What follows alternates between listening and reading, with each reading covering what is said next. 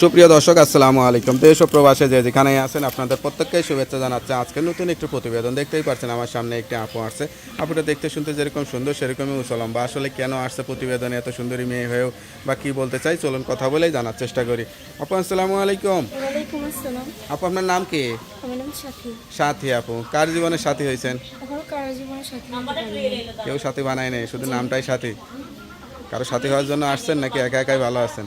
না, অনেক দুঃখে আছি। ঠিক আছে, একা একা আছেন বলে কষ্ট নাকি কিসের কষ্ট? অনেক কষ্ট। ঠিক আছে, অনেক একজন কষ্ট। ভালো মনের মানুষের জন্য আছি। সেকা টাকা খাইছেন নাকি আবার? না, সেক্রেটারি খাইনি। এই বয়সে সেকা না খালি তো মনে কষ্ট থাকার কথা না। আসলে বাবা বিয়ে করে চলে গেছে তো, পুরো ফ্যামিলিতে তখন আমার কথা। আচ্ছা আম্মু আচ্ছা, অসুস্থ। মানে আপনার বাবা বিয়ে করে চলে গেছে, জি, এই কারণে কষ্ট। অনেক কষ্ট আছে। তাহলে সংসার কে পড়াশোনা চালায়? করতে পারতেছি না, এর জন্য বেশি কষ্ট আছে। লেখাপড়া করতেন? জি, মেট্রিক পাস করছি, টাকার জন্য কলেজে ভর্তি। ম্যাট্রিক পাস করার পরে ভর্তি হতে পারেন না, এটা তো খুবই দুঃখজনক কথা। জি, আচ্ছা আচ্ছা আচ্ছা, কতদিন হলো বন্ধ লেখাপড়া? প্রায় 1-2 বছর হয়ে গেছে। আচ্ছা আচ্ছা, তো এখন কি বিয়ে শাদী করলেই ভালো হবে নাকি ভবিষ্যতে লেখাপড়া করলে ভালো হবে, কি চিন্তা করেন?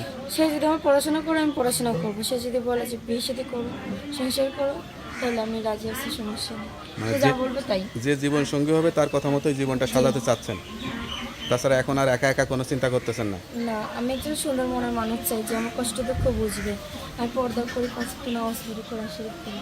আপনি তো দেখতে শুনতে সুন্দর, সুন্দর মেয়েরা কি সুন্দর মনের মানুষ পায় নাকি যার মন সুন্দর সে সুন্দর মনের মানুষ পায়? যার মন সুন্দর সে সুন্দর মনের মানুষ, সুন্দর হলে কি সব কিছু সুন্দর থাকে না। আপনার মনটা কিরকম?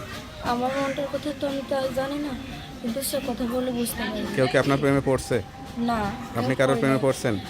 না, আমি কারোর প্রেমে পড়ি নাই। আসলে কথা হয়েছে এটা যে এখন আর মেয়েরা মেয়ে ছেলেরা কেউ কারোর বিশ্বাস করতে পারে না। ফোন রিসিভ করলে মানে এমনি টাইম পাস করার জন্য ফোন দিবে, বিরক্ত করবে, উল্টাপাল্টা কথা বলবে, খারাপ ভাবনা নিয়ে প্রতিবেদনে আসে নাই।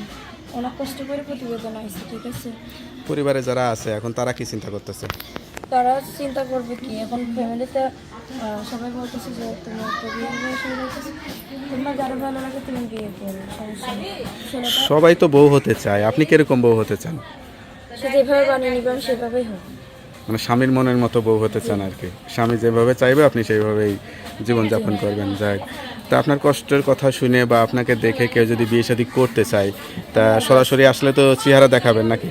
হ্যাঁ, সরাসরি আসলে তো দেখতেই পারবে চেহারা, আচ্ছা কিন্তু তা আপনার সঙ্গে আপনার সঙ্গে কিভাবে যোগাযোগ করবে? ফোনের মাধ্যমে নাম্বারটা মুখস্থ আছে? আমি করে দিয়ে দিব। তা নাম্বারটা আমাদের কাছে দিয়ে দিয়েন, আমরা ভিডিওতে দিয়ে দিব। আর যারা দর্শক শুনতে পারলেন, একটা অসহায় মেয়ে, সত্যিকারের গরিব ঘরের মেয়ে, এসএসসি পাস করার পরেও কলেজে ভর্তি হতে পারেনি। কেউ খারাপ উদ্দেশ্যে যোগাযোগ না করে যদি সত্যিকারের বিয়ে শাদী করতে চান, তার নাম্বারটা স্ক্রিনে পাবেন, ওই নাম্বারে যোগাযোগ করবেন। আর কিছু বলতে চান? আমি এইটুকুই বলবো, কেউ খারাপ উদ্দেশ্যে ফোন দেবেন না, আর বাজে বাজে কথা বলবেন না।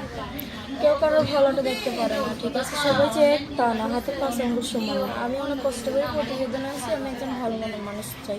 যদি পাই ইনশাল্লাহ বিয়ে শাদী করবো, প্রতিবেদনে আসবো না, প্রতিবেদনে সিম বন্ধ করে দিই। ওকে আপু, ভালো থাকেন, দোয়া করে আপনার মনে আশাটা পূরণ হোক। আসসালামু আলাইকুম।